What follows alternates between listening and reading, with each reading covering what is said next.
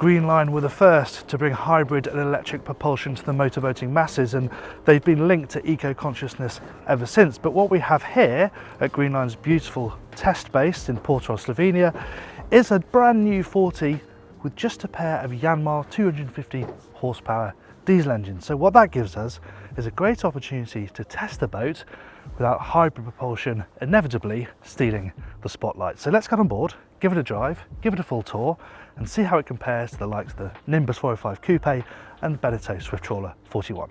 I'm Jack Haynes, welcome to YachtBuyer.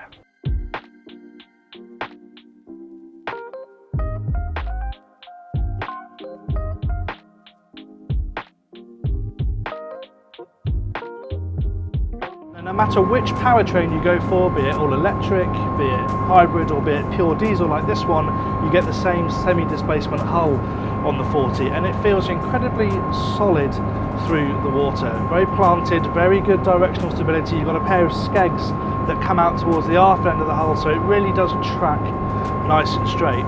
It doesn't turn with any particular excitement, but then it's not supposed to really. It's supposed to sit at cruising speed and just crush through the waves, which it's been doing today in what is a relatively light chop, but it feels solid and it feels very secure. The handling, well, the steering is relatively stiff. It's quite hard work to run the wheel through your hands, but when you do, it moves pretty nicely really, and it turns back on itself in decent order as well. And I tell you what, there is no lack of power from these Yanmar 4-cylinder 250 horsepower engines. Load the throttles and it jumps up and gets going really nice and quickly and settles into a natural 16 to 18 knot fast cruising speed, where you've got around 250 nautical miles of range. You've got a 700 litre diesel tank, so drop it back to 10 knots where the hull is efficiently slipping through the water, and you've got more like 420 to 450 nautical miles of range. And with these engines, the boat is topping out at 24 knots, so you've got a really nice broad range of performance there, and it's a very relaxed cruiser, and that extends the helm position. It's really nice and comfortable here.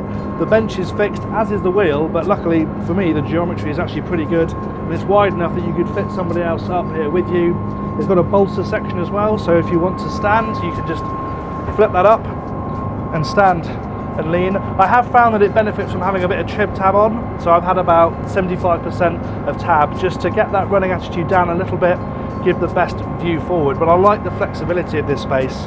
There's actually another step as well, so you can drop that down. Then if you've got the sunroof, you can poke your head up through the roof. So yeah, good flexible helm position, aided of course by the side door, which is great for access onto the deck, but it also means you can ventilate this area really well. You've also got quarter light windows which open as well, so again, if you don't have the door open, you can have those windows open to give you a bit of fresh air. How about the dashboard itself? Well, it's relatively plain, it's very dark, so there's no glare at all. It's very well ordered, it's in sort of soft rubbery black material, so yeah, it's very functional. It's not particularly exciting, but it does the job. It's a little bit lacking in storage, however. There's a decent amount of tray storage down here, but on the helm itself you've got a little slot for a phone, not even any cup holders, so that could be improved. A couple of other gripes would be the trim tab buttons are actually over the throttle, so it's quite awkward to reach over them. They'd be much better placed down here under the throttle, so you have much better access, and you only get one windscreen wiper as well, so if you're getting spray on the middle and certainly the port side window, you're not going to be able to clear that. So if it's really showering over the boat, that could be a little bit frustrating. So that's what it's like to drive. I think now we should drop the anchor so I can show you around the decks and interior.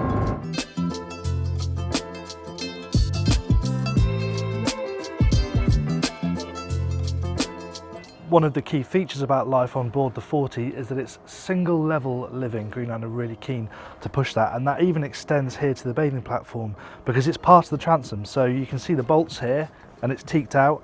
This drops down, you push a button and it lowers down, and it's at the same level as this back deck, and then there isn't a step at all till you get down to the companionway, down to the lower accommodation. And what does that mean for your tender? Well, you can either have davits mounted up here on these poles and you have the tender mounted here, or you can have snap davits, a little ledge down here so you can pull your tender up that way. But this is a really nice piece of functionality. You can close it up.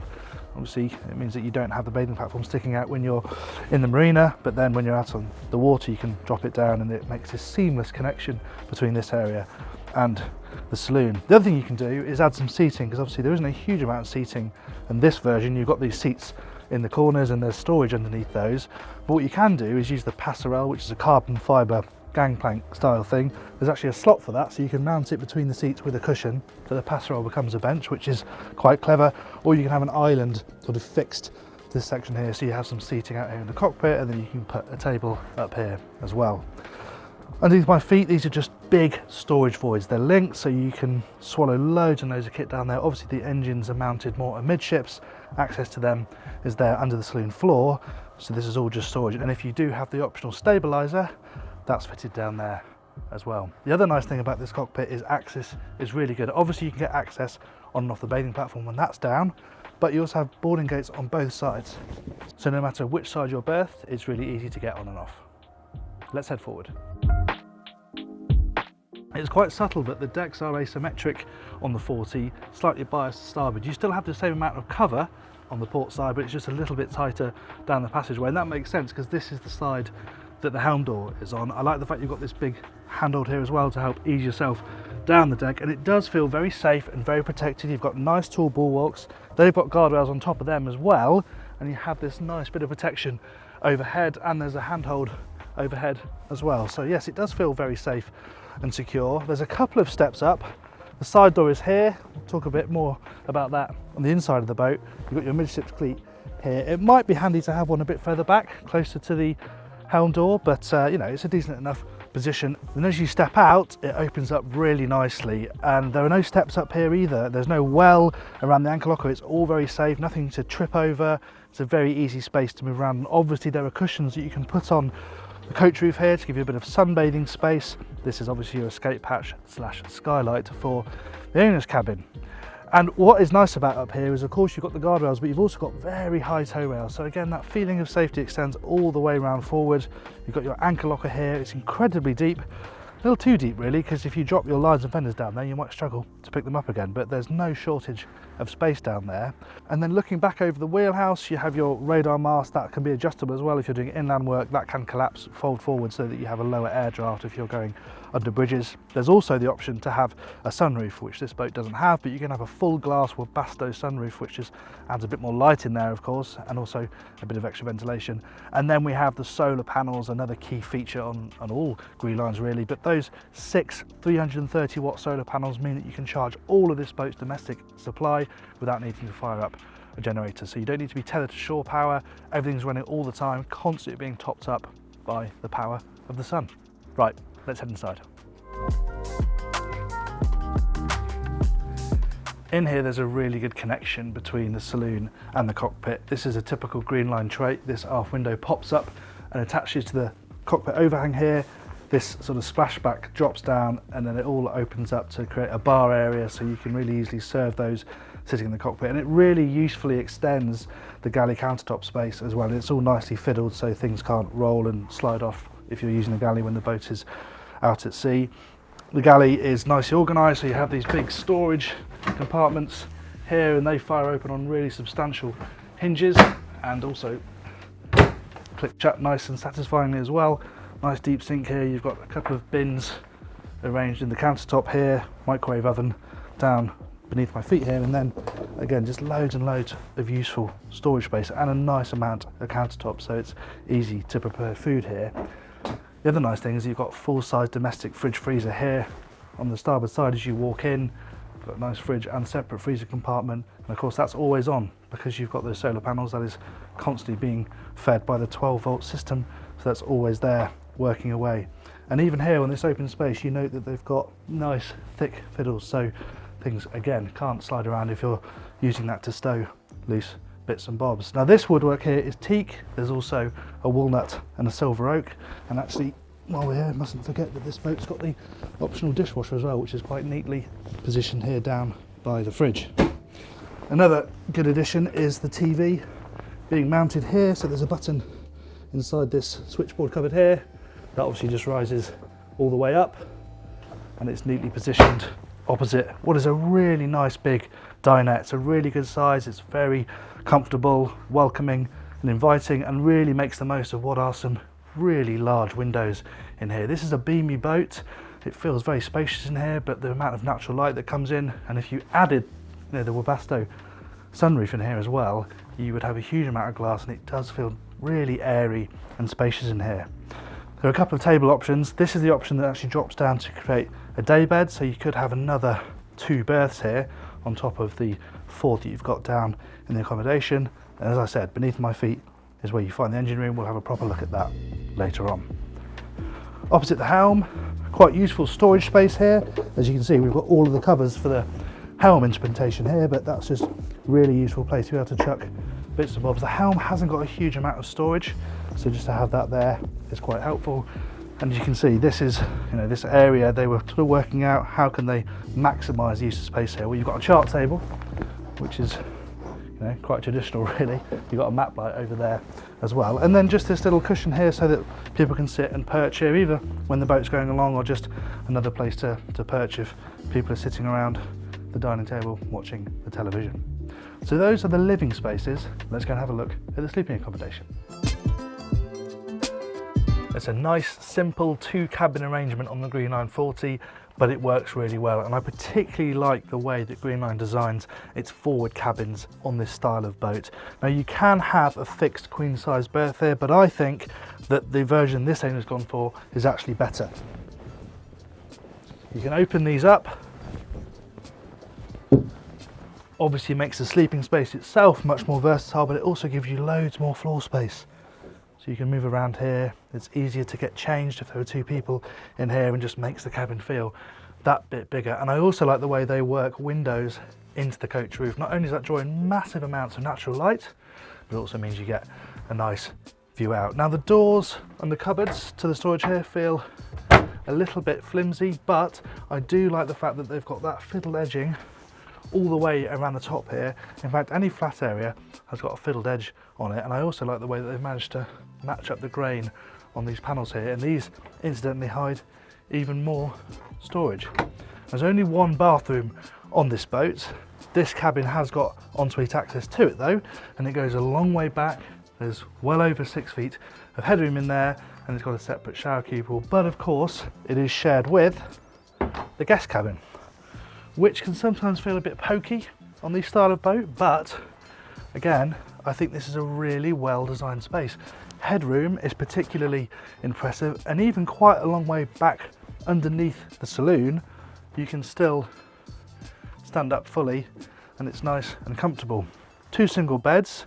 There's a bit of storage on the other side of the inboard one. Again, you've got these eye level windows, so you've got good natural light, also a bit of ventilation, as well as the round porthole a bit further down. And this is quite a nice touch as well. You can slide these panels and that opens up to the saloon, again just bringing even more natural light into this cabin. If I had one complaint, it would be that the doorways are just a little bit narrow. You find yourself having to walk sideways through them, and it can feel a little bit congested moving around the bathroom in the cabins. But apart from that, they are really well designed spaces. Now then, let's go and have a look at the engine room.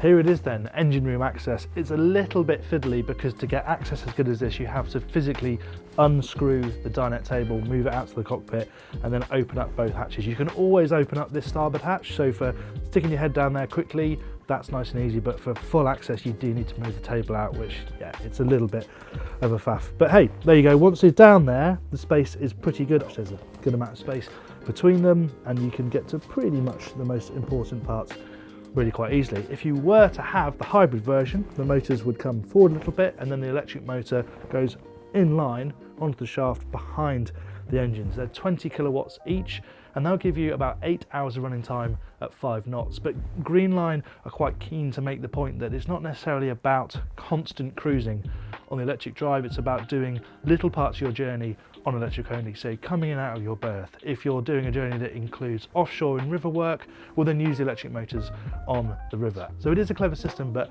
it's not really designed for you to be doing long periods on electric power. And then of course, aside to that, you also have the pure electric version, which is 2 50 kilowatt electric motors only. And again, that'll do 11 knots flat out and sort of 6 or 7 knots cruising speed. But again, the range isn't huge. That's for inland stuff probably, most likely. Now then, let's get these fired up because I want to show you what it's like to handle inside a marina. The nice thing about the 40 is that being a twin shaft drive boat, it's very easy to handle around the marina. And on top of that, this boat's got the Greenline high standards package, which includes a bow thruster. It's also got the optional stern thruster. So really, whatever situation you're in, you should be able to make the boat maneuver pretty easily.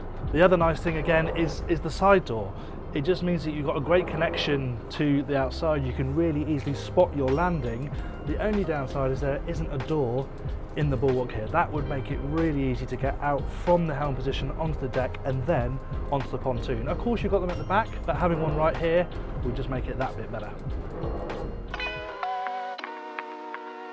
How much does the Greenline 40 cost then? Well, the base price is €366,000, and that includes the €35,000 Greenline High Standards pack, which includes goodies such as the solar panels, 3000 watt inverter, bow thruster, induction cooking, and domestic fridge freezer, amongst other things. The other big ticket items added to our test boat were eco-teak decking in the cockpit at €9,200 and the diesel heating system, which is €4,700. The total prices tested was €401,950, excluding VAT. At the beginning of this video, I posed the question as to whether the Greenline 40 stands up as a boat in its own right, hybrid electric propulsion aside. And the answer is absolutely yes. It strikes me as a very easy boat to live with, from the single level living area to the practicality and safety of the side decks, the versatility of the performance, and how easy it is to handle even if you're on your own. As a long-term liveaboard for a 40-footer, it does seem to work particularly well. So yes, the hybrid side is an attractive part of what the 40 can offer, but it's not the only reason to consider buying one. I hope you enjoyed this video. If you did, please do give it a like and let me know in the comments below what you think of the Greenline 40 and whether you go for all electric, hybrid, or plain old diesel. If you'd like to watch more videos from us, then click on these boxes here, and if you would like to subscribe, then please click here. Thanks for watching.